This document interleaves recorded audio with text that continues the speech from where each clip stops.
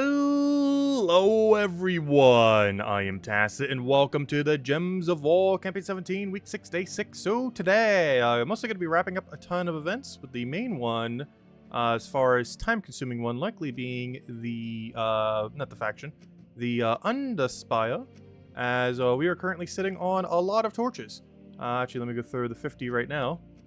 So we are currently sitting on 46 torches, which, depending on things go, that might be enough to reach the end, might not be. But it will get us pretty close regardless. And we'll have some spares to go scouting as well later on. But yeah, that'll definitely take the most amount of time. But aside from that, mostly just cleaning up some events that we have. One of the more noteworthy ones being the faction event right now. I need to get to... actually, we won't be able to finish this all the way today. We need to get to floor 230 completion. And that should end up being enough points to get all the rewards. A little bit of orbs, a few other things, a little title thingy. Overall, we pretty much had to buy the steep anyways in order to get the pet. Or not the pet, but the troop. Since we had to go here anyways, might as well go finish it out. So, let's go actually start here, might as well. We've switched up our team a couple times. However, we are currently on Stellarix build. But we do have access to Tesla. We have access to Rowan, if you want to run like Earthskia Shield Rowan. And of course we have access to, as we always have, Stellarix and Diamantina. And with a ton of Leprechauns, we can end up feeding them with that. Unfortunately, we don't have Essentia, so we can't 50% mana start it, but don't really need it. But anyways, hello everyone! Hope you guys have been having a wonderful, wonderful weekend. Hello, Bill! Hello, Mark! Hello, Logic Slayer! Hello, Nightmare! Hello, Sani! Hello, Genki! Hello, Sushi Ninja! Hello, Bill! Hello, Michael! Hello, Chad. Hello, that's hello too. Hello, Logic Slayer. Hello, Jose. Hello, everyone else. Welcome, welcome, welcome, welcome. Hello, Supernova.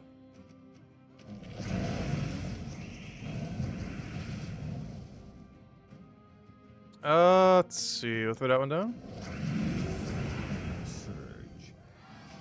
It's that little Bill Warhammer. Welcome, welcome.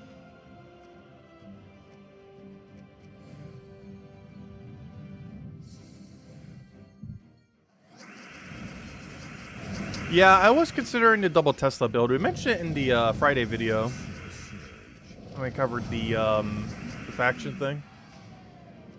I am considering it soon, because we're getting to the point where Stellarix falls off. So we might end up going Tesla build. Biggest issue with what we're doing right now is we're outside the one-shot range of Stellarix. So we actually have to double cast. The benefit of Stellarix in that regard, though, is he actually has extra turn chance, whereas Tesla doesn't. But Tesla's more consistent for just getting the damage out there. Due to double enchant, you're guaranteed going to get it after X turns. To some degree, you're technically going to get it guaranteed on Stellarix as well. But the problem with Stellarix is if you somehow miss your first cast, you're in a pretty bad situation. Like if you get like no mana back from your initial cast. But more often than not, that's not the case. It actually does get mana back, so it's not as bad. Hat-trick 3 hellos. Oh, Genki, did you stream Power World today? Aw. I feel like I'm never around to catch your streams. Hope it went well. We're going to be doing Power World tomorrow. Not sure exactly what time I'm going to be starting. I want to say around 10-ish. But I'll probably go for several hours. We'll be doing a little bit of decorating. We will pretty much be finishing 100% for the most part. Other than like shiny hunting everything. Of which we pretty much have a third of them already shiny hunted. But I already finished out Tech Tree. So all the tech is completed. Like literally every single tech on the Tech Tree. Not just level 50, but every single individual tech that's on it. So we have literally everything unlocked. All the saddles, all the everything. We've caught on everything, of course. I haven't bothered catching everything 10 times, but... since tech caps at 50, or your level caps at 50, there isn't really much of a need to until they raise it. It would actually be more beneficial to not to, oddly enough, in case they ever do raise it above 50, as it would actually be easier to get some EXP then, since that catch combo only applies once. And right now, EXP caps at 50 regardless. So hello, Tyrion. Welcome, welcome. So the main thing that we'll be doing tomorrow is mostly decorating and probably trying to finish the last of the legendary schematics. I believe I have 10 right now, and there's 17 total. I have all the good ones, though. Oh, except for Rocket Launcher. And I guess some of the weapon ones. As far as, like, all the best in slot armor and everything, we already got that. Yeah, we're doing Power World tomorrow, as in 14 hours from now. Whatever 14 hours from now is for you. So technically half of a tomorrow is when we're doing it. Yeah, in about 14 hours we'll do Power World. Not sure how long I'll do it. I'll probably do it till I get hungry. So I'm planning on streaming at least for probably 5+ hours. I'm not sure. Could be all day. Could be just a couple hours. I should be playing it for a decent chunk of time. It'll be one of our last streams we do for quite a while. Even though I've already said that like twice now, I think. But this one will truly be the last one for a while. Because after this, we have officially depleted everything that we can currently do within the game by this point. We will have as completion as you could possibly be, with the only exception being, I guess, shiny hunting everything. Which I guess I could do at some point, but there are some that are shiny locked at the moment, I believe. Meaning it's actually impossible to finish at the moment. There's also not enough storage to actually store them all. Well, there is enough storage to store them all, but like to do all the breeding and everything else and store them. It's the same issue as Pokemon. They never had enough storage to any game. Is it really that hard to code like slightly more storage? There's is never enough in any Pokemon-like game.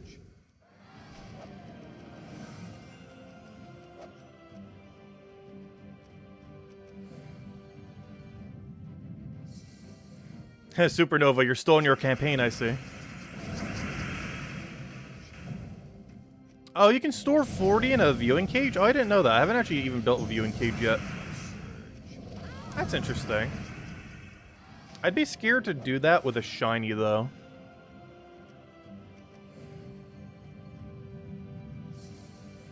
Because I feel like they're a lot safer in the box than in a viewing cage.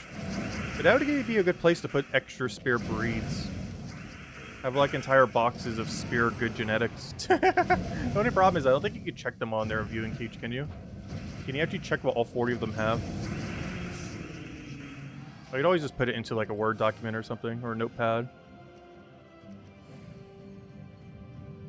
That would actually be kind of convenient. Put all the good genetics in viewing cages. Because right now, that's the main thing that's taking up all the space.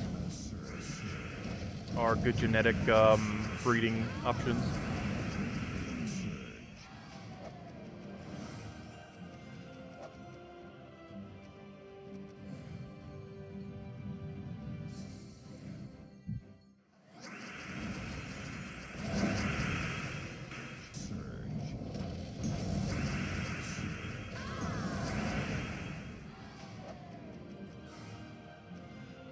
Which, if that's the case, I know exactly what I'm going to do for my build then.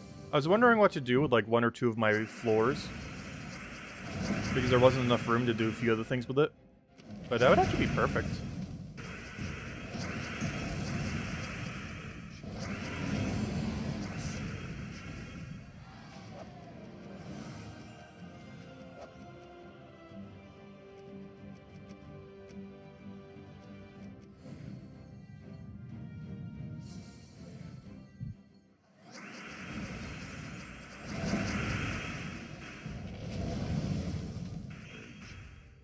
Can you use Kickstarter, raise 100 million for your campaign fund?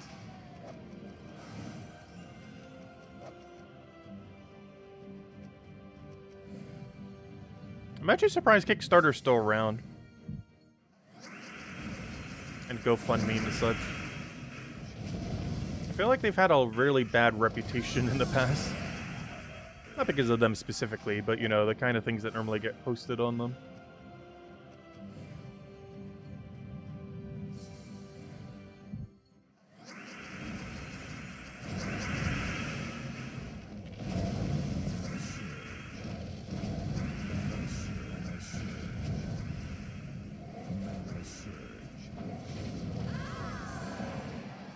Hello, Imperial. Welcome, welcome.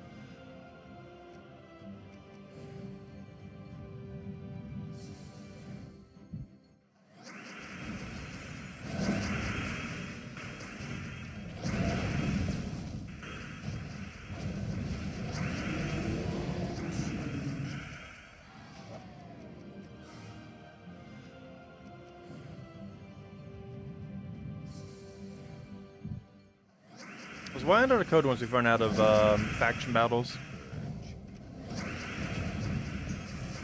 We'll go clear out all the other things. Well, I should probably hand out 2 codes tonight. We'll hand out 1 after factions and another 1 midway through doing good old Underspire. We do have quite a few codes to still hand out. I've actually only been doing 1 a day lately. We actually do have enough to do almost 2 a day. And there's not really any major holidays for the rest of this month. We already depleted both of them. Those being Valentine's Day and Lunar New Year. Oh, don't forget. Oh yeah, I need to still do that too. The Lunar New Year event's still today and tomorrow if you still need to get anything. And I need to remember to go do that today and tomorrow so we have to get the Power Orb. You're still only 2 hours in the Power World? Oh gosh. I feel like you would like it a lot.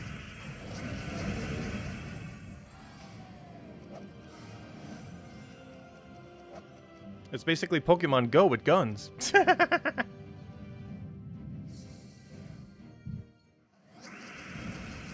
But I didn't think I would like the game initially, but it's essentially Legends Arceus with guns. No, it basically is just Legends Arceus with a crafting system.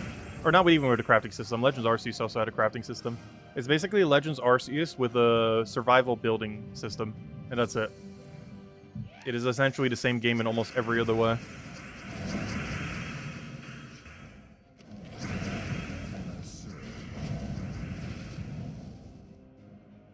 Oh, you sent me a pic, I'll go check it later, Genki. Thank you. Oh, hello, Isabel. Welcome, welcome.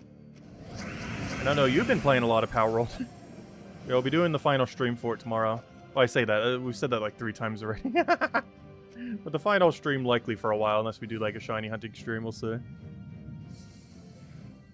I'm not sure if I'm going to bother 100%ing all shinies in that game. Well, it's because a couple of them just take too long to get. There's also a handful that I'm pretty sure are impossible in the current state of the game. Which I assume they will change in the future.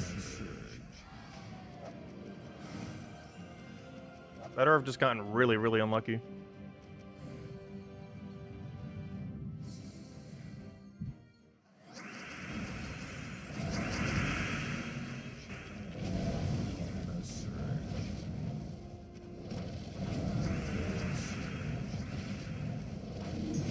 Hello, Mr. Z, by the way. Welcome, welcome.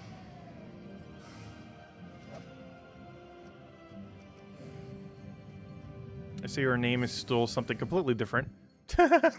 Captain, Professor, Uncle, Cookie, Stinker, Junior, Senior, MD, PhD. Wait, what does CPA stand for? I feel like I should know what that one is. It sounds familiar, but I can't remember. You sent me a brief video on Discord. I'll go check it out. How many people messaged me on Discord today? It's like the 4th person who mentioned they poked me on Discord today, and I still haven't noticed. I should probably go check Discord.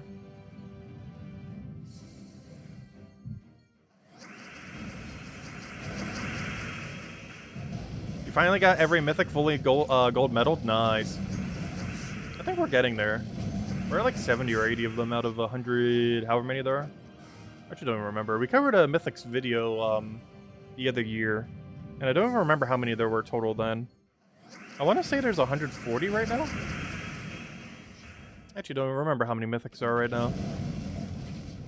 I know it's a really big number, but not as big as you would think.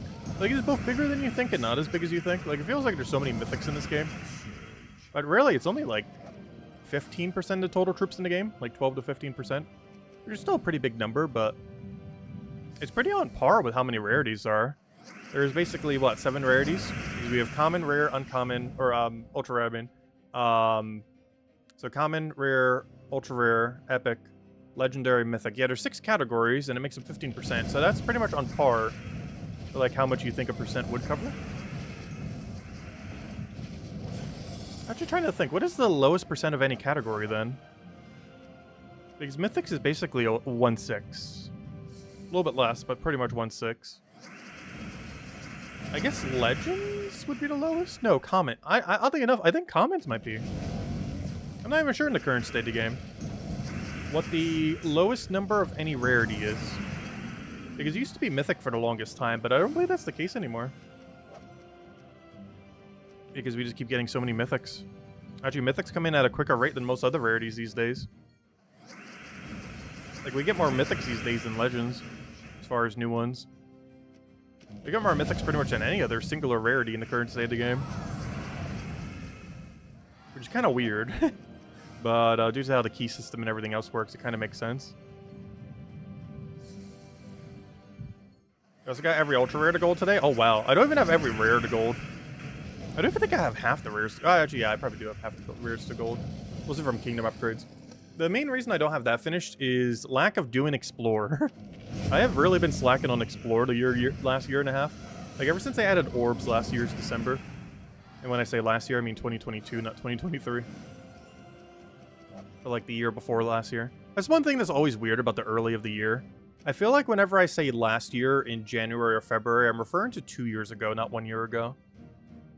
Like, when I say last year right now, I'm not referring to 2023 normally. I'm normally referring to 2022. It's not until, like, March when I say last year refers to 2023. Like, always the first month and part of the second month.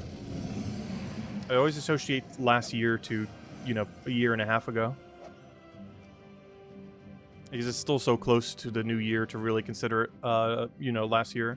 Because it's really confusing, like, if you say, hey, it was, like, last year ago on, like, January 2nd. Because then it's like, wait, do you mean 2 days ago or a whole year ago? And I always associate it that way. At least until, like, a third into the year.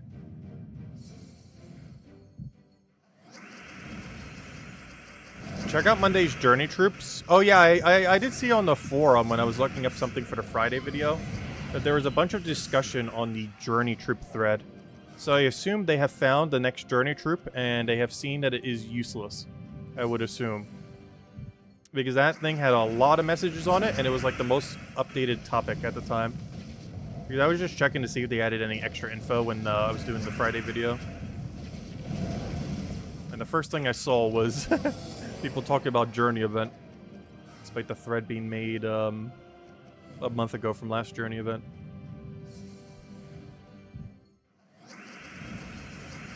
Hello, analyst! Welcome, welcome.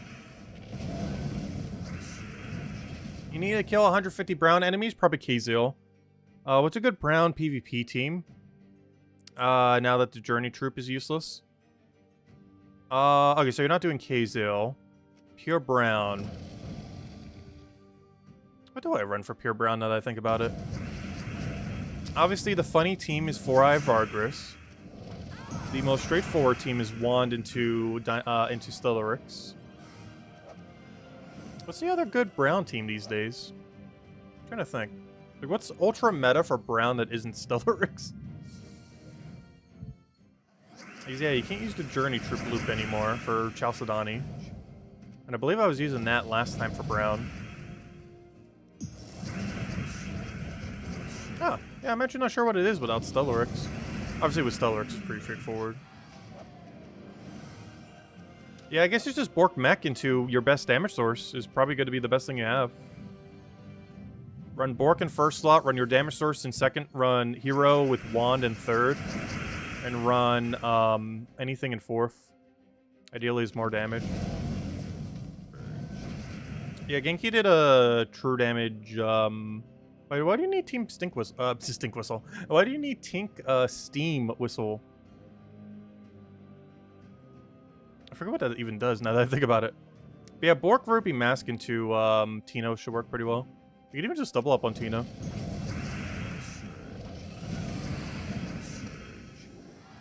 Hello, analyst. Welcome, welcome.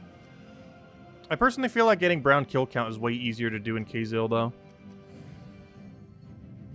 Just use the Ironhawk Sister Superior double Ironhawk team. And you can just one-shot that zone. I think the only thing you can't one-shot is Fortress Gate with that. But everything else just dies instantly. There's a lot of browns there. And you win each fight in like 10 to 15 seconds. Assuming they don't have Fortress Gate. It's really Tinky Kingdom, but still worth doing. I'd just Rowan Quick Kill also works there. Because there's no restriction to use team.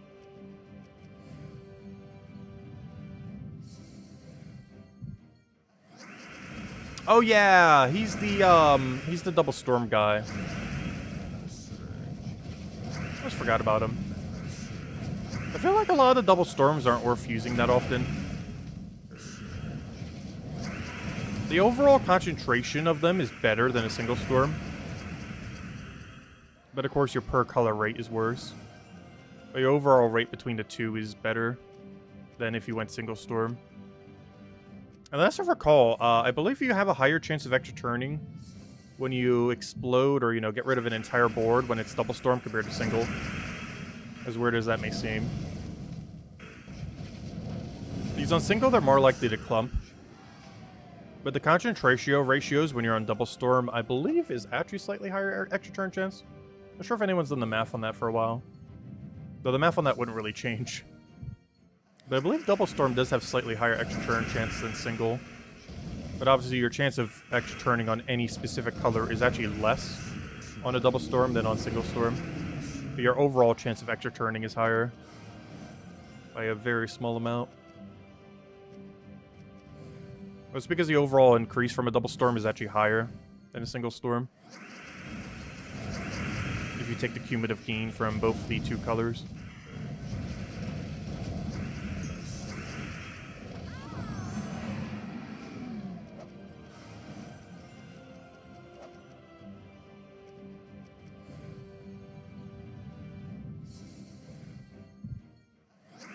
I don't know, out of all the double storms, I don't feel like there's that many useful ones, though.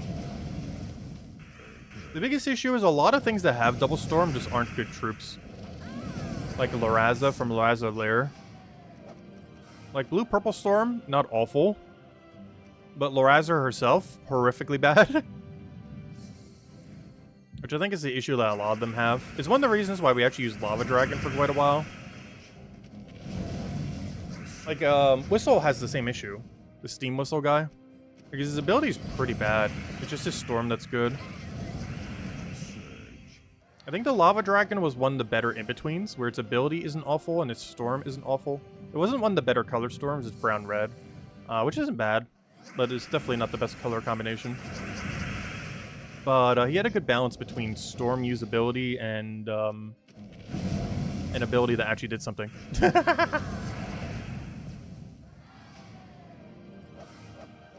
I don't use the Phoenicia team that much. Well, at least not anymore. We did for a little while. But it's mostly because the extra turn chance was better using Lava Dragon than it was a Red Storm. Which is why we mostly used it. Then it had a little bit of AoE poke. But he's one of the few where the ability wasn't awful. But it was mostly because Double Storm has slightly higher extra turn chance than Single Storm.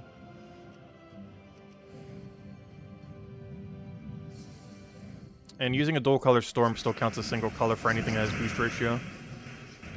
So if something boost ratio is of a purple storm and you do a purple-blue storm, it still gets boost ratio from that storm color. Which is a weird, interesting mechanic. It's one of the only few things that really work like that in the game. That's mostly because the storm counts for both.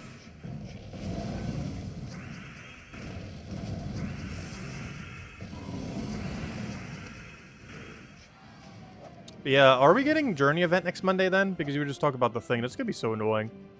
Next week's going to be one of the more annoying weeks in a while unless they rescale it really well. I sure hope so. Yeah, we're almost there. We'll finish out tomorrow.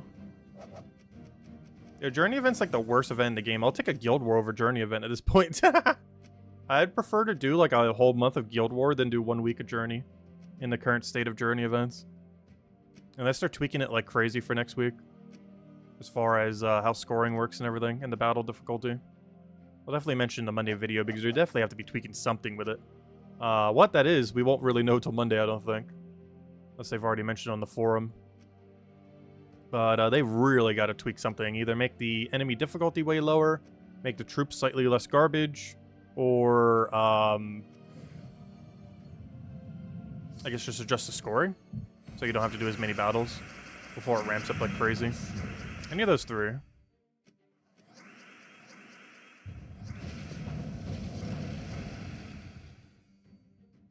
Well, we don't know if it's going to be terrible yet. They could be doing a change that they announced on Monday that fixes everything. That's very unlikely. But I do feel like they're going to change something. The question is, will that something be good enough?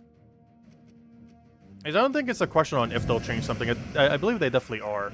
Like scoring-wise or enemy difficulty-wise. The question is, will what they change actually matter at all? Like, they're gonna change something and think it'll work, and we'll have to see if it actually does. Because there's a good chance it won't. But we won't really know until we get to see what it does. Won't really know until tomorrow night. So tune in tomorrow night on this stream. As I'll watch you know by pretty much stream time. Technically an hour beforehand, but streaming at our normal time. Is until the hour shifts again. The post actually comes out 1 hour before our stream. But we'll go over tomorrow night's stream. That's the biggest piece of info for next week, is what on earth is the change they're doing to Journey. Because they're definitely changing something. It's more so a matter of what.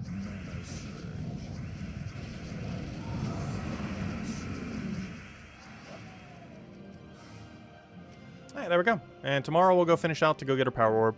And that'll be that. Anyways, let me go hand out code. I think I said when we got to 0 sigils, we'd hand out one. We're going to hand out 2 tonight. One of them we'll do right now, and another one we'll have in a little bit. Sometime midway through the faction. I mean, not the faction, the Underspire, I mean. We just did the faction. But there you go. There's the redeem code you use on gemsofwar.com. Underneath the game code section, your invite code is in the settings menu. Redeem code's right over there in chat. And give same loot as always. 2 treasure maps, 1 gem key, 200 souls, and for whatever reason, 4,750 gold. Exactly. Oh, please tell me we don't have a task for this. Good, we don't. Oh, we gotta do a dungeon run. Oh, wait, we're gonna be doing dungeon anyways. Oh, never mind. Dungeon. I was thinking Underspire. But then I just realized... Or Underworld. But then I just realized, wait, we just did several Underworlds. But no, this is PvP and do daily dungeon. Well, let's go do daily dungeon. Anything good? Nothing. Immediate trap. Wonderful. Stun Jinx. Could be worse. It's honestly pretty tame.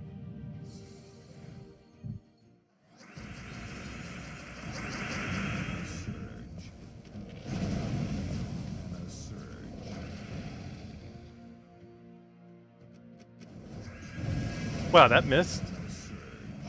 That's a huge miss right there.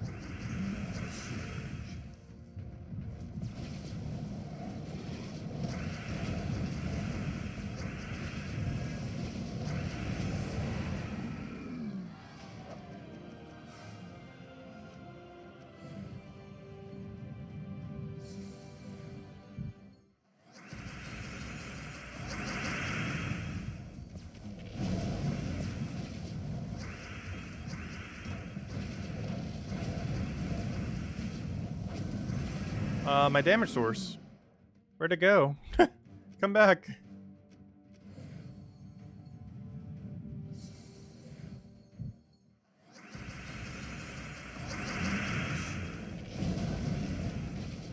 Struggle of using your damage source in first slot and literally nothing else on your team that does any damage.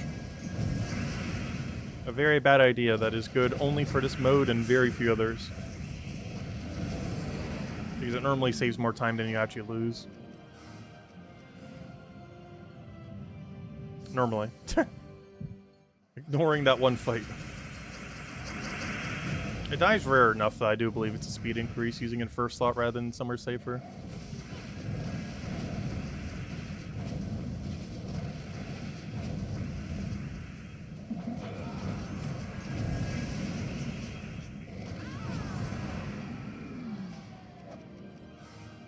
And there we go. And now the only one was do PvP, which means I actually have to do PvP we weren't going to do today. So I wasn't actually going to do any more for the rest of this week. Now it wants me to go do some PvP. Okay, so we did all that. We'll finish that tomorrow. Raid boss, we already finished. Oh, thank you, guild. I don't need to do any raids. Go, guild. What do we get? Anything good? Nothing. Thank you, guild. See, we're not slacking for once. We are in, we're tied with Jeff in 21st place. Which means he also didn't do his battles today, probably because he saw that we were also completed. Just out of curiosity.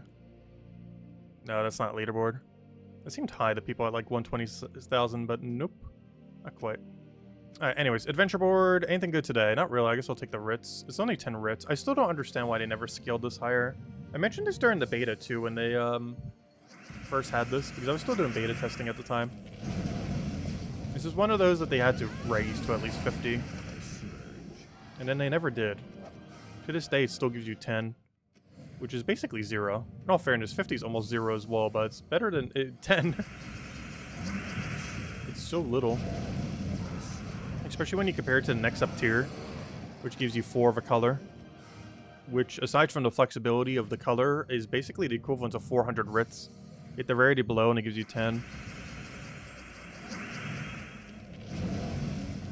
Compared to 400 for the tier above, essentially.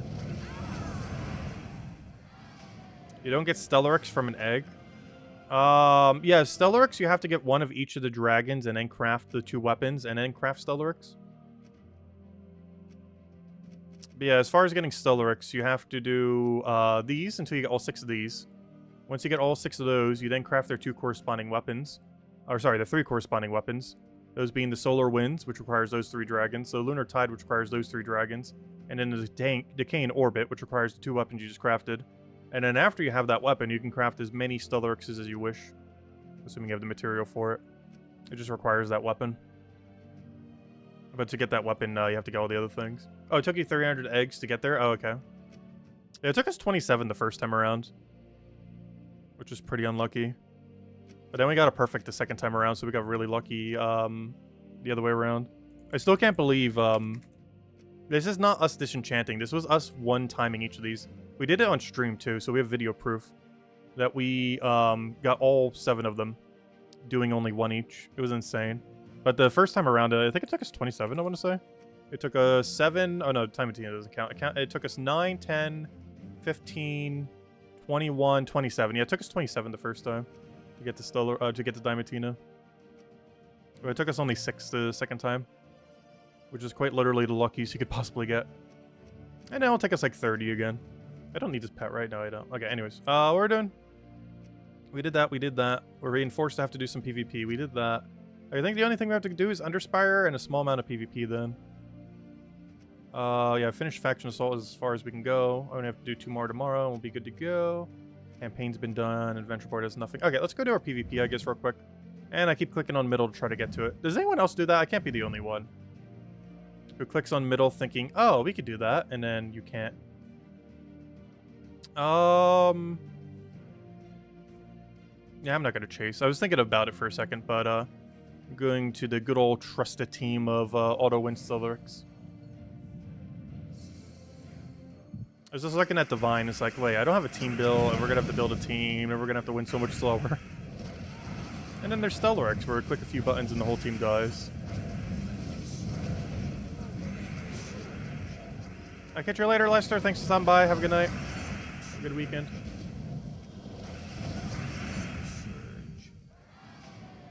You're on a mobile date. Internet is down. Oh, gosh.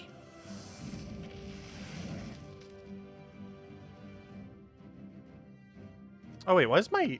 This is so weird. Look at this. 36, 54, 64. They're in exact inverse order. Go figure.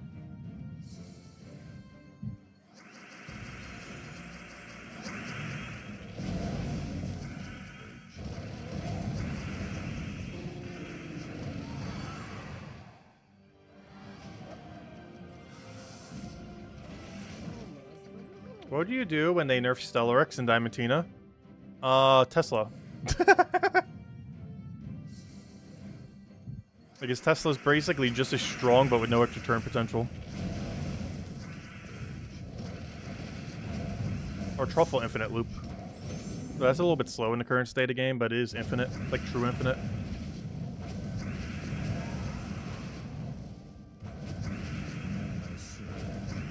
So I would love if I could get some mana. A little more mana. Thank you.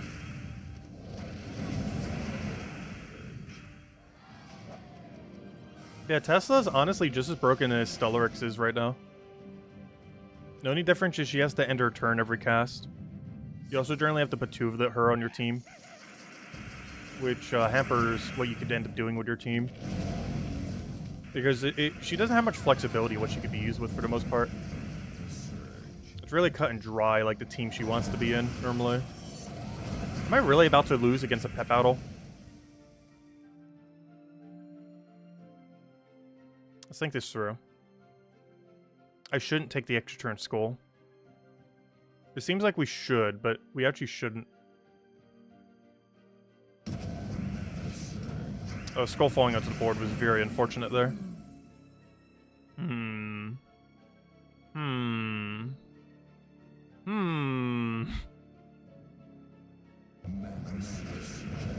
Alright, we can work with this. This is very workable. This is very workable. Don't die, don't die, don't die.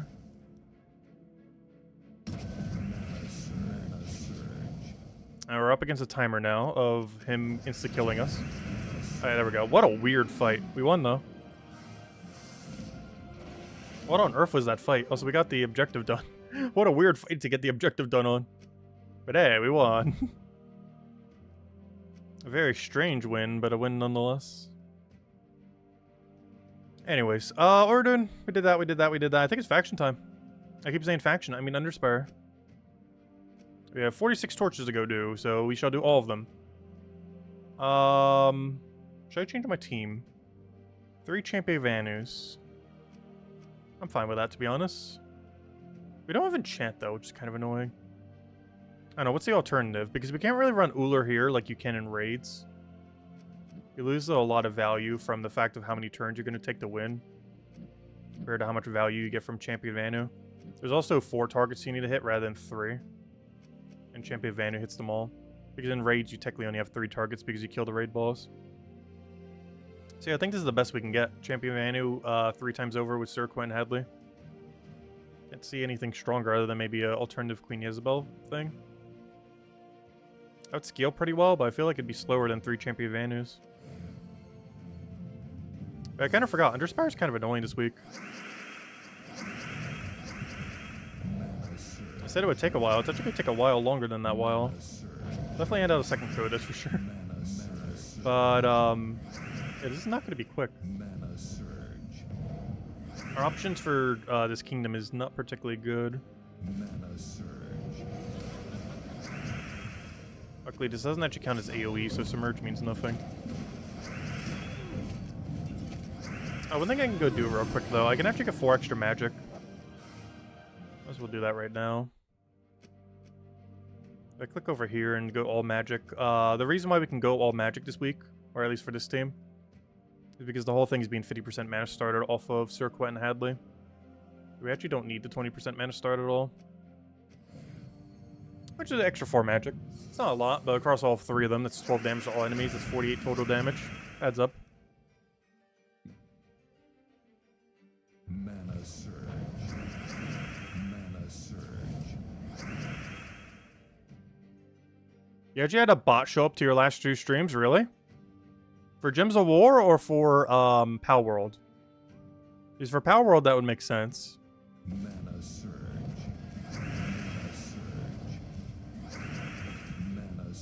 Because I haven't seen a bot on YouTube in, you know, as far as one of my own videos, in a very long time. Okay, that makes sense. Yeah, it was for Power World.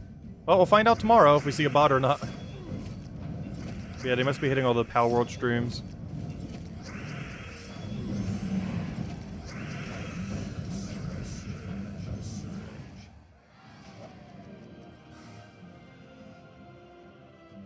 Is it the Isabot? No. I'm not sure if Isabel's still here. She's probably playing Power World. Or both. What do we need here? Take that one.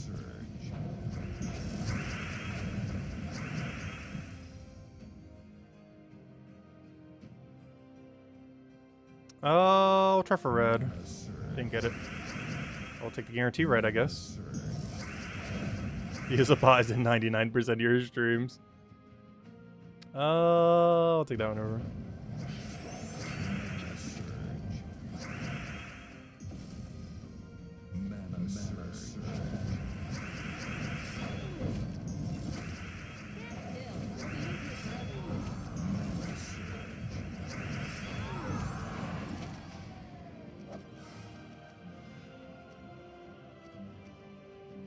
We have a 112.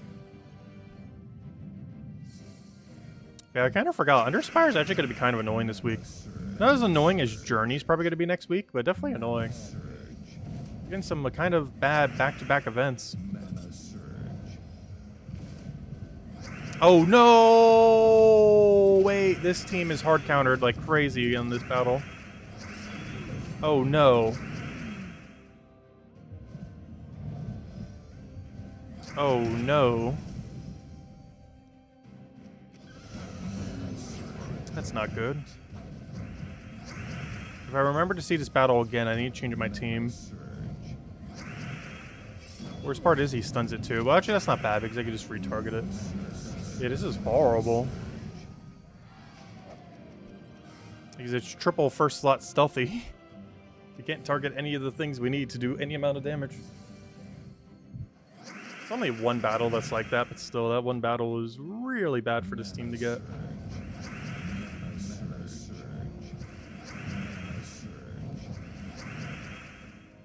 You know what, I should have taken that extra green over there just to deny it.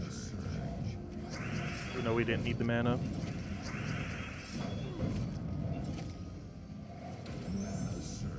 Do I think the new Journey Troop can do what the new typing of Journey Troop? It can. Not to anywhere near a degree that it needs to, but it can.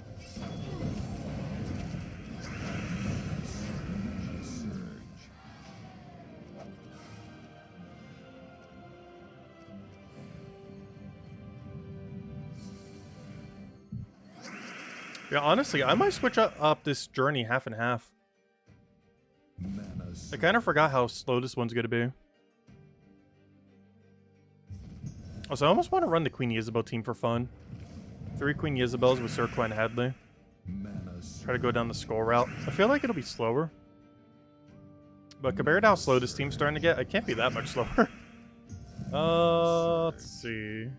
Basically, the whole premise of Queen Isabel team is you throw a bunch of your attack gains into your first slot, and then with Sir Quinn Hadley, you go and do skull spam. And use her ability to get rid of everything with score reduction because it doesn't actually count. Because this spell damage. Even though you're doing it based on attack, it's a spell damage, not skull damage. And then use Sir Quinn Hadley on all the ones that have no score reduction. It's pretty much the premise of the team. Anyway, we'll give it a shot.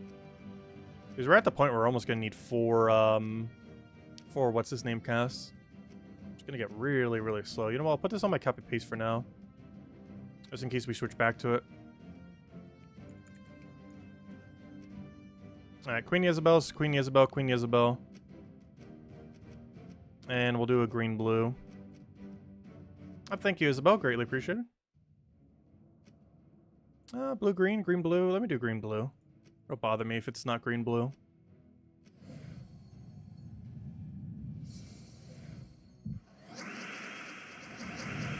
Alright, what do we need? We'll take that over. I'll take that. Alright, now we use Queen Isabel and Queen Isabel. We didn't use Queen Isabel and Queen Isabel. How on earth did you get so little mana? We then use Queen Isabel and Queen Isabel. Then use Queen Isabel and Queen Isabel. And then we hit some skulls and hope it kills.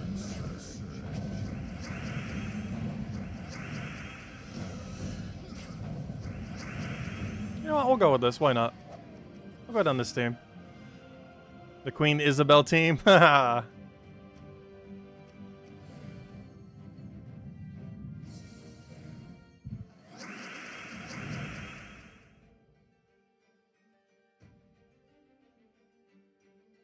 Alright, we don't have anything we can do over there. What do we need? What do we need? Can we get a green? I'll take a green. Take a green into our green. Nope, we can't do it. Yes, I can. We go for that. And then the Isabelling continues.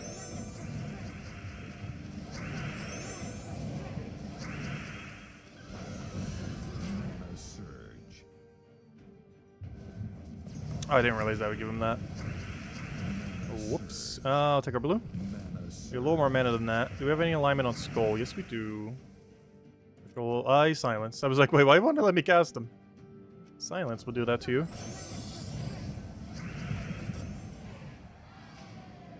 I think we're going completely down this route. Both of these paths are horrible. I feel like it's left, not right. I'll check both.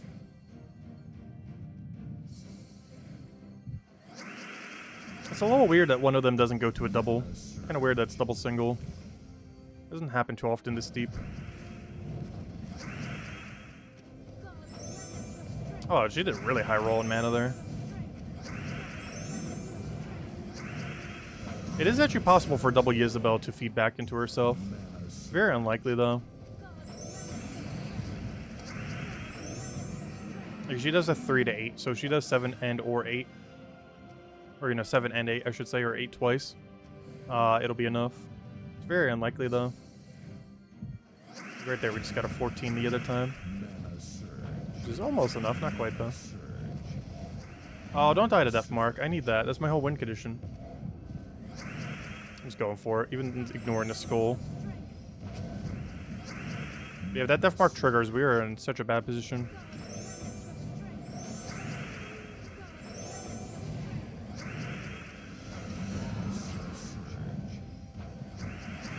Alright, somehow it's not triggered yet. For reasons I do not know. It's just waiting to get maximum bad value on it. Also, how is it not naturally cleansed? We have like a 70% chance, or 80 by now, that it should cleanse per turn. Alright, there it goes, finally. Oh, what time will I be starting to stream tomorrow? Probably around 10 a.m. Eastern Standard Time. Yep, there's Double Dead End. Yeah, likely around 10. Which is like 13 hours from now. How long we go is in question, but at least several hours. Likely just until dinner, when I get hungry. We're doing it until our real-world hunger meter triggers. I'll take that one over.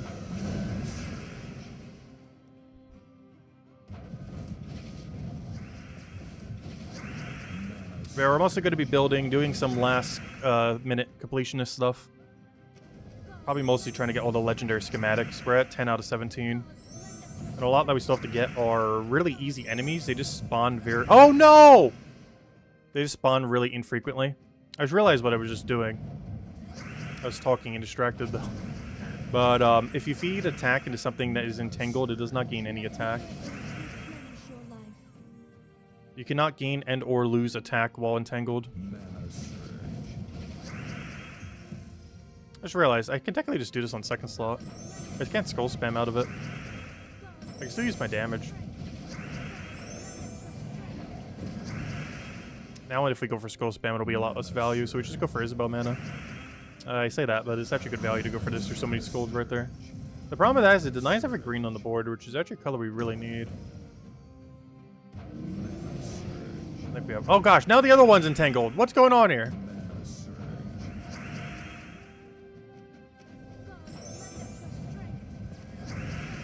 We just switched out one entangle for another.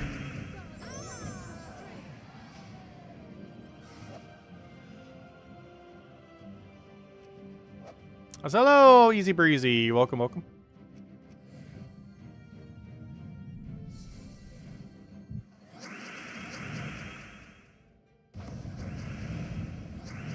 Mana surge, mana surge, mana surge, mana surge. Let's go. Let him have all the skulls. We should be able to armor it. Mana surge.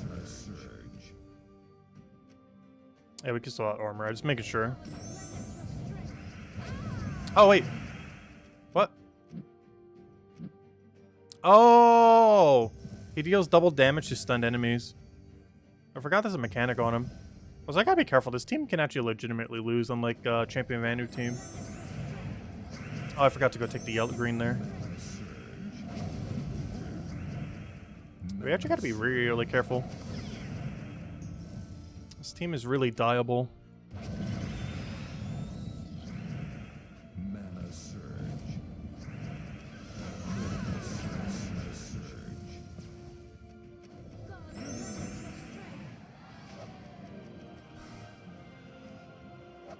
All that for 5 topaz? Really? Yeah, let's go the other way.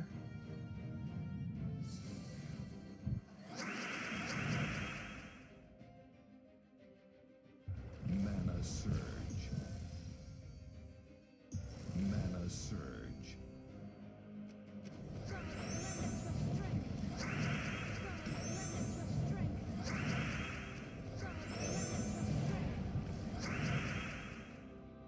Mana surge.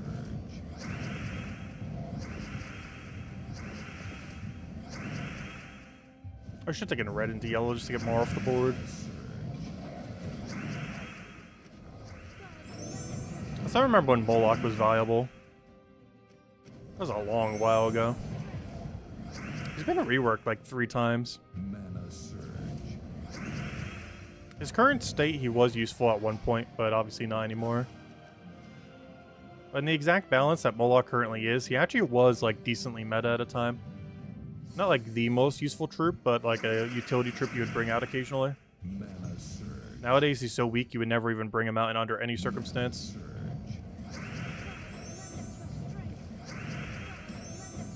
He's one of those troops I almost keep forgetting even exists these days. There's just no use case for in the current state of the game. Mana surge.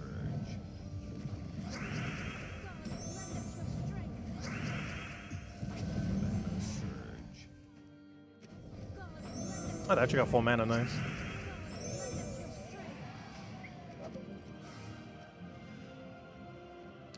One, two, three, four, five. There's a chance. Could be the tower. We've seen towers before that just go straight up in the middle of nowhere.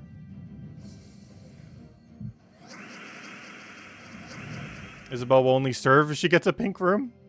Yeah, she needs the pink house, not the white house.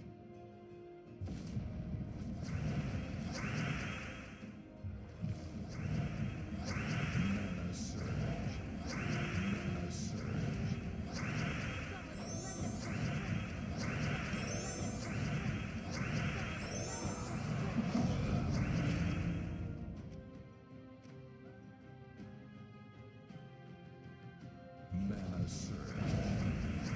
Mana surge. Mana surge. Mana surge.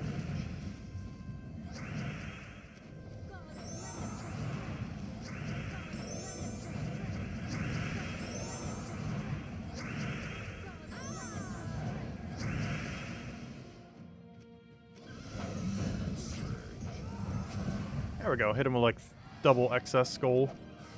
Hey, it is the room. Nice. Oh wait, this is actually lantern territory too. I still need to buy more lanterns. But I'm not sure if we're gonna do all of Underspire today. I still need to buy more lanterns too. I kind of forgot about that. I'm not gonna bother doing it on this stream then. I think we'll try getting through the next section and then do the final section tomorrow, I think. Mana surge. Actually, you know what we'll do? We'll finish this section, hand out a code, go through the 5th section, and then the final section we'll do tomorrow then. It'll work out perfectly.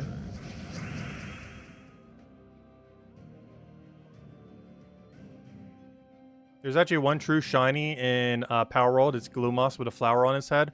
Oh yeah, I did see that when I was looking up, not his actual model, but I saw that, I was looking for that flower because I was trying to see things that dropped it, and then found a really good farming method because I forgot the thing drops innovation parts, the other one.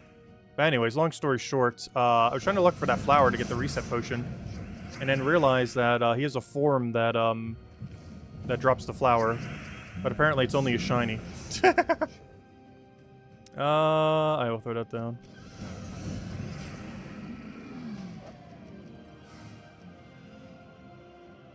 Yeah, I haven't actually seen a video on the method I've used. I should probably go cover a video on it. I'm pretty sure someone by now has. I'm pretty sure someone by now has covered a video on everything. But, I did find out the method I was using on my own. So far, pretty much every method we've been using, aside from breeding-related things, I found out on my own so far. Like, I accidentally found out about the insta-kill ice thingy, though I'm pretty sure someone has covered a video by now. You just naturally would find out about it in endgame, just by naturally playing the game. I'm not sure if anyone has actually covered a video on how to mass farm the thing properly. Because it didn't take that long at all. And I got some really cool shinies along the way. And I only did it initially trying to find a flower, but also has another drop that makes it really easy to get research very quickly. Because originally I was just doing dungeons for it, which is absurdly slow in comparison. Oh, what do we need here? Take that one over. Shine forth. Mana surge. What's our game plan here? We'll try for green off the sky, actually. We can get it. Let's do a poke. Hopefully you roll at least a 6. This is why you never run her. She only rolled a 5 when we need a 6. Which is pretty much Queen Isabel in a nutshell. She will always roll exactly one lower than whatever number you need 100% of the time. Sure feels like it. 100% of the time that you notice, she will not hit the number you need. Like right here, she will somehow make her 3 to 8 do a 0. I will throw that down. I get to guarantee at this point.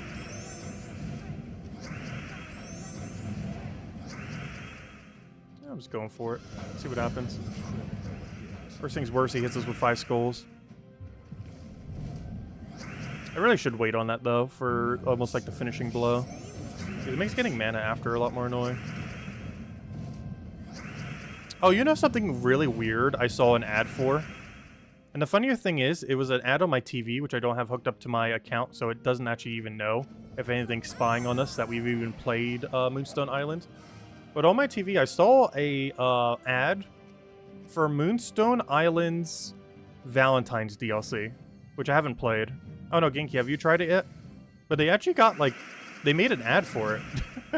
So apparently it's a somewhat big update. I think they added, like, marriage and a few other things or something. Which is pretty much in, like, every Stardew Valley-like in existence.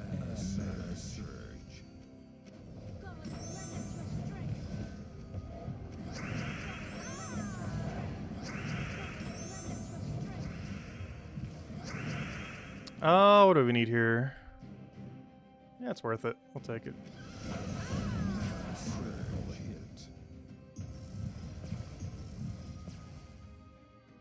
Mana surge.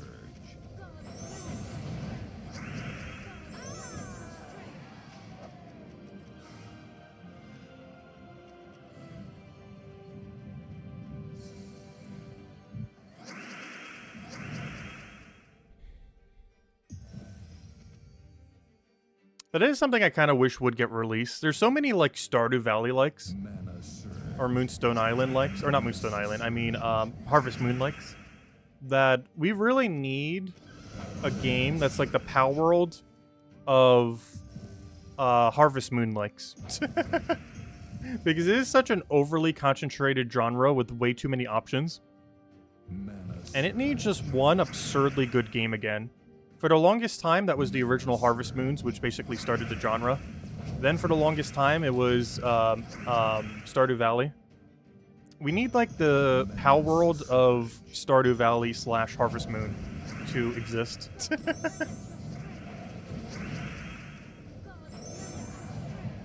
Not sure if it ever will.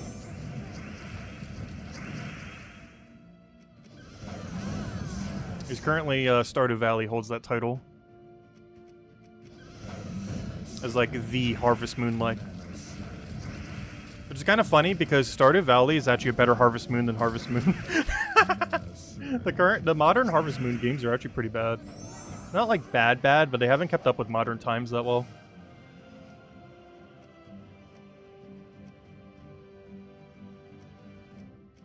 Like, I haven't played a Harvest Moon game since, like, the golden years of Harvest Moon. Which is back before the whole company, like, redid itself. Which is the same issue that Mario Party had. Like, the last good Harvest Moon game, I think, was made in, like, 2007, I want to say, or 2008.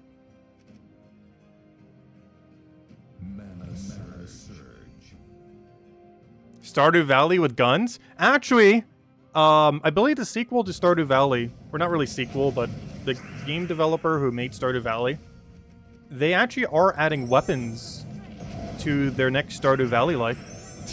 Or their Harvest Moon-like, or whatever you want to call it. Like, is the whatever chocolatier that they were calling it. But, I think he had a bow and arrow and, like, a few other weapons. So, technically, they did add guns. Or at least a bow and arrow. They had hunting equipment. So you will be able to hunt in that game.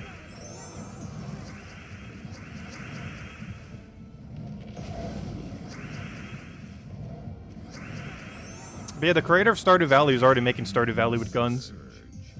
It's been in development for like 5 years or something, or at least a couple years. Like, it's been announced since like 2020 or 2021 and it still isn't released.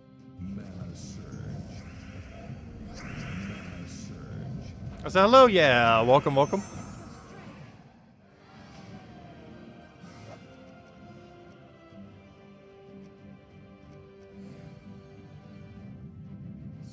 Crossword puzzles with guns. Connect 3 with guns. Mana surge. Just add guns to everything. Mana surge. Mana surge. It's kind of funny because the reason I didn't really play Power World initially, aside from many other things, is I generally just don't play gun-based games. Honestly, the gun aspect of Power World is like near non-existent if you try to make it so. Like, you could win the whole game without ever using a gun. Mana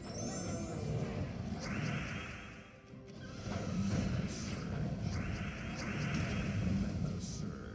Let's see. What do we need here?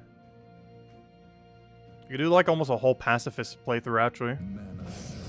I think it's actually possible to beat the game without ever hitting something Mana surge. other than rocks and trees. Actually, even that you wouldn't technically need to hit because they're gatherable resources on the ground.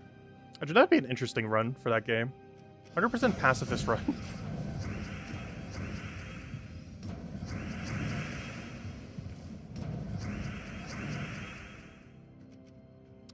Let's see. We'll take that one over. Mana surge. Which would basically be a PAL-only run, essentially.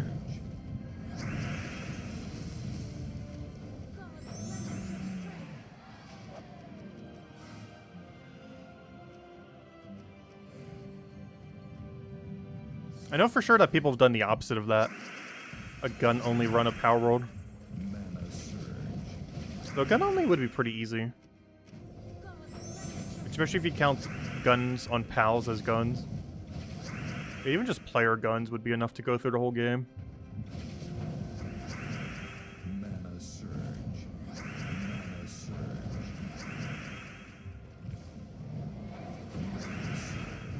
Oh, please don't die to Death Mark. We're in the same situation again. It's like the 3rd time this has happened today.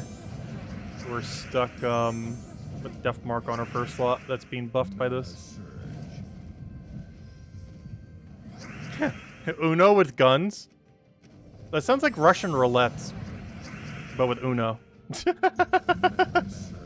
Oh no, Uno with guns seems like it would just be Russian roulette with Uno. Mana surge.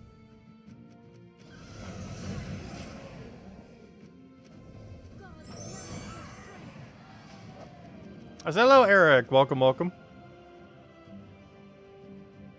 We have a down, right, or double up. I'm feeling a right. A double up we're probably gonna have to do anyways because of double dead end.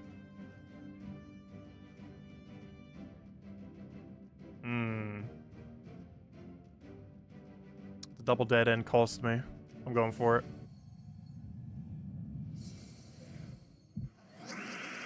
I'm pretty confident this is not the way, but I actually want to go this way. Mana surge.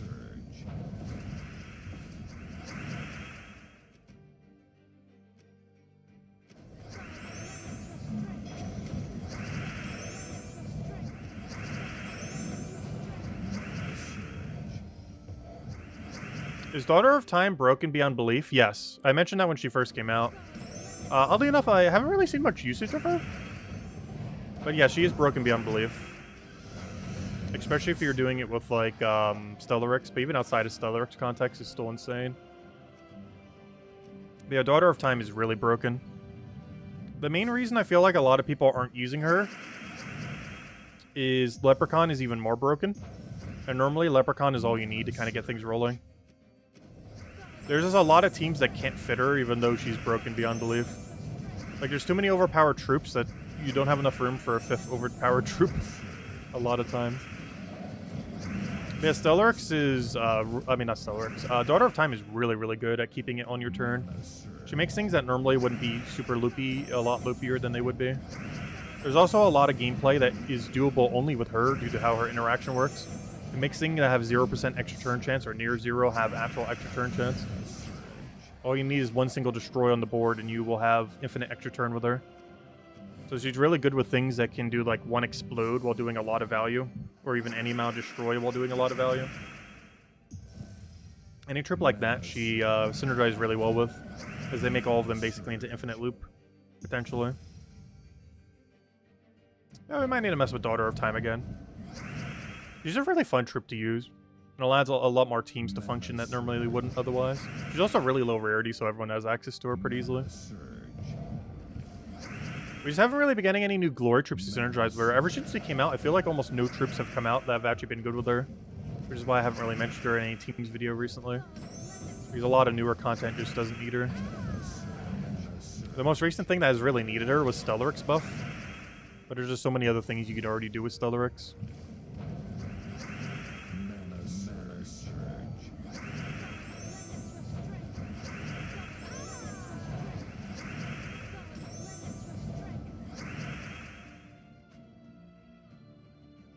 I feel like there's alignment here, but I'm not seeing it. Mana surge. Mana surge. I did that just to get alignment.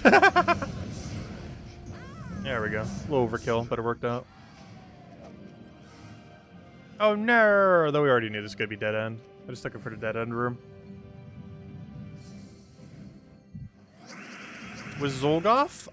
Daughter of Time's a little bit weird with Zolgoth. Mostly because he doesn't naturally take the Hourglass gems. It depends what your mana accumulator is for the team.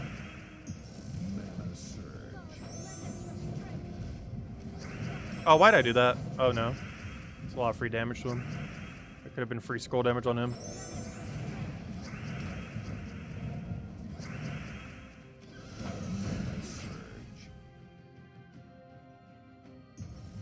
The Daughter of Time does work decently with Catharix. It also works really good with anything that does any amount of destroy. Like explode 1 gem, or destroy X number of gems, or anything like that. Or even destroy all of a color. Anything like that with follow-up she tends to be best with. But my personal favorite is the 3x3 explodes. Hey, double Anu. This is new because we used them recently. Alright, now do we go right or do we go down? I'm gonna go right, I guess. If we have to go down, we'll go down. Mana surge. I'll ignore the skull. It's very unlikely he'll kill us. One weird awkward thing that can happen on this fight, though, he actually gets repositioned to our first slot. Well, he did. Until he died. But if that would have triggered, he could have moved us out of position. But yeah, I think the game plan is we'll finish out this section. And then after this section, we'll go and finish out tomorrow then. Mana surge. Mana surge. So I'll finish the 5th section.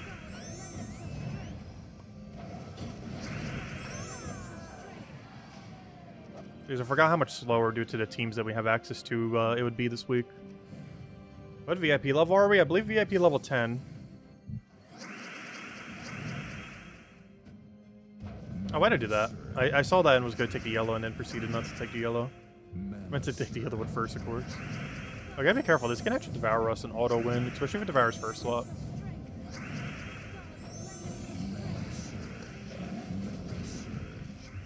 Watch him actually get it.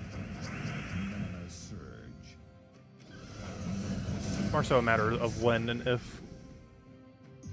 Mana surge. Is it time for second code? Oh yeah, we'll hand out second code. Didn't I hand out second code yet? Let me go do that. Oh, we got a double path. That's scary. Oh, it's not deep enough for it to be double dead end yet. A double path after this double path could be, though. But here you guys go. Here's the redeem code used on gemsofwar.com underneath the game code section. Invite code's right over there in chat. Redeem code's right over there in... invite code is in your game. Redeem code's over there in chat. And give same loot as always. 2 treasure maps, 1 gem key, 200 souls, and 4,750 gold for some reason. I keep saying the same loot as always. It's actually really weird loot this month. It's all the gold that wasn't in last month's code or in this month's code.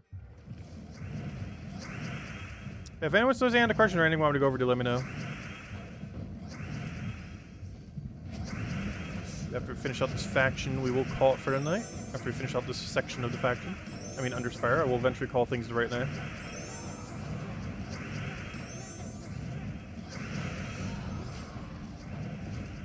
I just realized we're up against Queen Jezebel as a Queen Jezebel team. It's kind of funny. Can I get a skull? Because otherwise it's really overkill.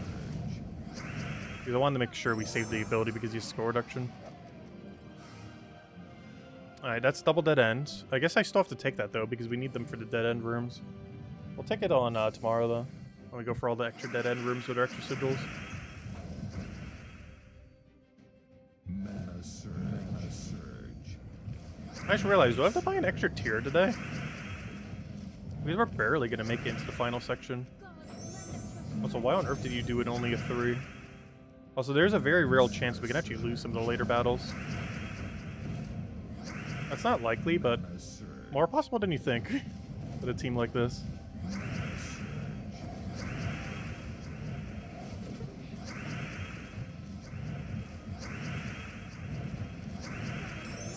There's any number of things can go wrong really quickly. Mostly our first slot dying, which chain reacts into everything dying. I was hoping there would be an extra turn here.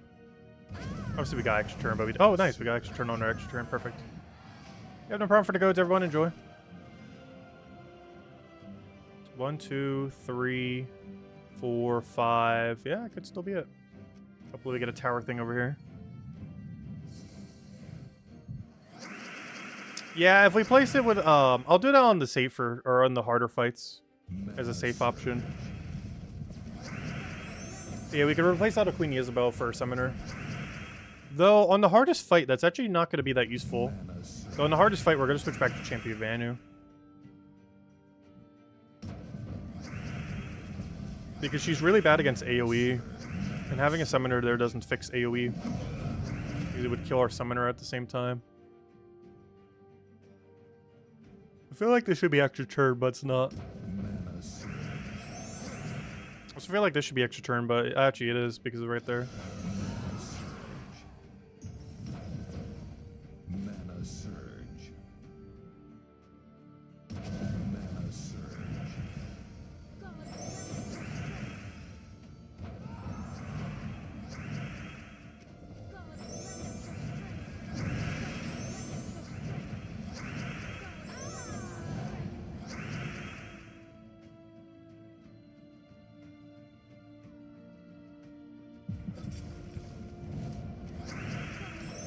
Oh, he's gonna get resummoned.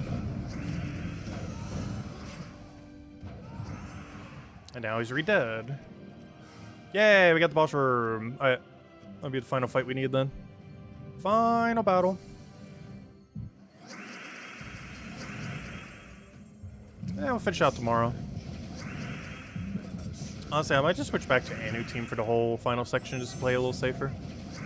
We're only going to need it for the final 2 fights. Well, most of the final fight because Rubraf still hasn't been added to the game. So it's going to get kind of annoying what he does because that fight's actually going to be kind of hard once he's in. Not like hard, but the difficulty spike compared to now will be pretty big. As right now it is a nearly free battle, whereas after he gets added it is almost as challenging as Diamantina team. Not quite, but pretty close. Whereas right now it's pretty much a free win.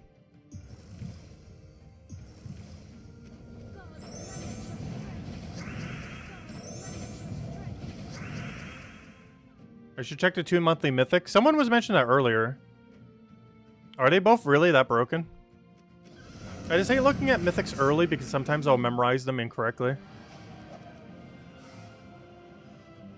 Which has happened many times before when I looked at them early.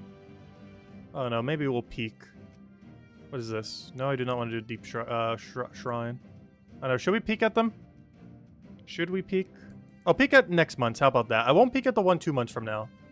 But I'll peek at the one next month. Only the one next month. Because that's in like, what, 2 weeks? We're close enough that I guess we can peek at that one. Where's the mythic? There it is. Pretty cool troop art. Let me grab this. Copy, copy, copy. I hope this is meta. It reminds me of Rainbow Snake. Anyone remember Rainbow Snake? You've been watching my streams for forever if you remember Rainbow Snake. But it reminds me a lot of Rainbow Snake. Now it's 2 Rainbow Snakes. Actually 3 of them. It's a whole Hydra. But we have the Tashaka? Tashaka. Takashaka? That's an extra A. Taki Shaka. Shaka sounds right. So Tashaka? Takshaka. I feel like I'm saying a slur. But anyways, it's a Divine Naga. 26 mana cost, so you know it has a broken ability if they're making it more than 24. It deals magic times 2 plus 4 true damage to an enemy and a random enemy. And then creates a mix of 20 blue-green. So it's basically like the Wild Queen King-like troops, but for true damage instead of skull. That's interesting. Has rainbow skills. Oh. Okay, I see where he's broken. Wait, it's not his ability. It's his final trait. He creates a wild card every turn, and you can put 4 of them on your team. Well, I found a mythic we're getting 4 of. Oh, I see where it is now. I have found the brokenness part of the troop. It is his final trait. You literally just run 3 or 4 of him, and you get a true damage poke every turn. It only hits 2 enemies, though. Oh no, this seems actually kind of balanced. It seems strong, but like balanced strong. Like, it's definitely in the better half, that's for sure. But, I don't know, this doesn't seem like it's going to be the most broken thing in the world. But you'll be able to get, like, the team form will probably be 3 of him with one other thing. Like, 3 wild cards with something else. Maybe 2 of him with, like, some other true damager and something else. Like, something along those lines. The problem is every troop you sacrifice is 1 less wild card per turn. That's potential, though.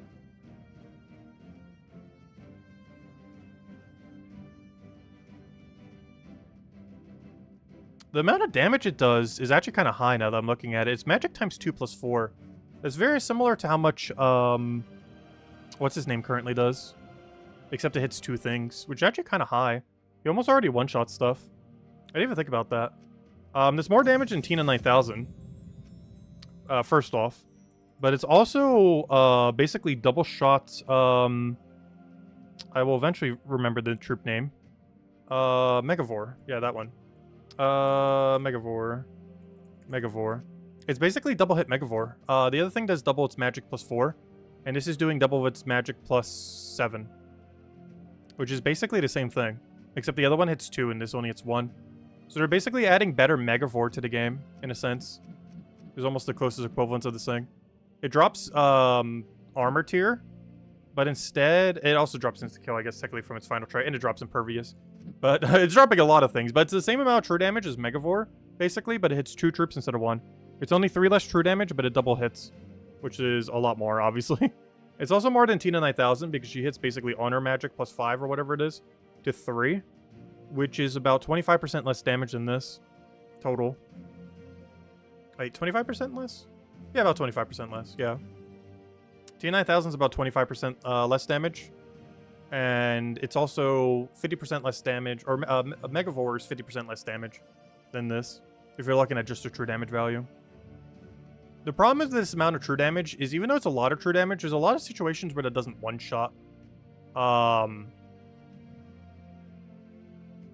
And it says an enemy and a random enemy. I wonder if that random enemy can choose the enemy you targeted. Because then it's kind of like Tina 9000 in that regard.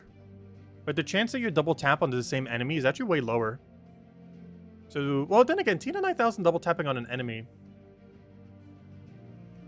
Yeah, a Tina 9000 double tapping on an enemy is more damage potential than this hitting something once. Due to the damage range that it has.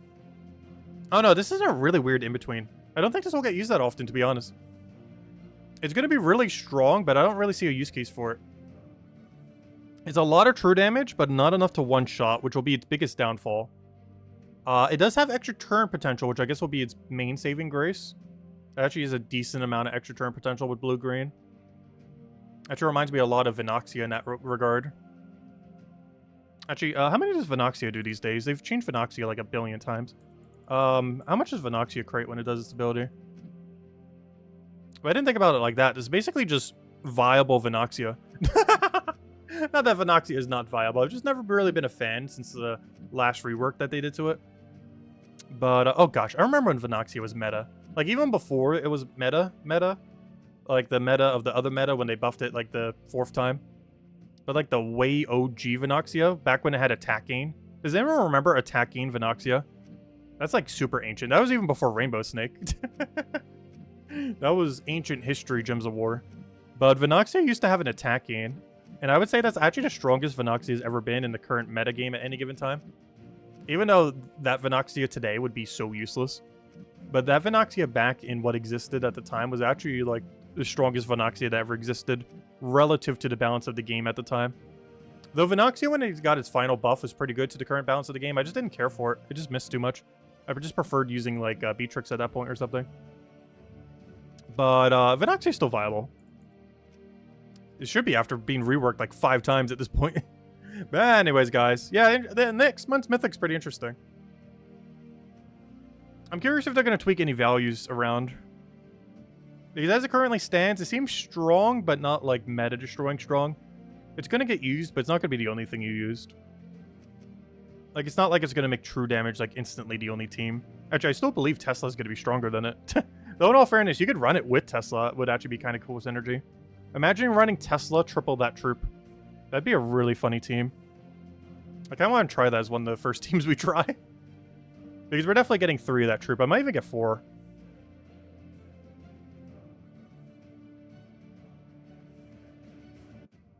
Venoxia used to have only like 2 true damage, but it used to have an attack gain on that true damage. It used to like gain X amount of attack while having like 2 poke true damage. Or whatever it was. While having poison. Because for a short period of time, they made it like really skull oriented. And then they made it really true damage oriented, which is where it's at now. Initially, it was like nearly useless. Then it was made into skull damage, then it was made into true damage. And obviously it ended on true damage. Which is more fitting for it, of course, as well as for the kingdom. But it used to have like a for very short duration and gain X attack gain. Kind of like how Skeleton used to have gain X attack instead of gain X armor. But instead of getting rid of the attack for, you know, like a durability or something, end up getting rid of the attack for true damage. Oh wait, is it really not mage roll? Wait, do they still have it as a roll as if it's a skull-oriented troop? That's kind of funny if so. Wait, did they have the... Wait, what roll is that? More upgrades, elite level. Oh, they have it as generator? That's weird. There was no point in the entire game when it was generator. Because before... that's really weird. Yeah, it's really funny. I guess you could kind of consider its previous role as generator. That's really, really funny. I've never noticed that. It's actually generator instead of mage because of what its ability used to be way back in the day. Which is weird because that category didn't exist back then. That's really weird. I never noticed that. It's generator instead of mage. That's kind of funny. But that's because of what its ability used to be way back when. Yeah, it does technically generate a bunch, but so does a lot of skull spam. Anyways, guys, we'll end it there for now. We will be back tomorrow, same time as always, 8 p.m. Eastern Standard Time, hour and a half prior to now tomorrow. We will be streaming Power World most of the day. We'll be starting around this time tomorrow, or not this time tomorrow, in about 12 hours from now tomorrow, or about 12 and a half, probably start around 10-ish.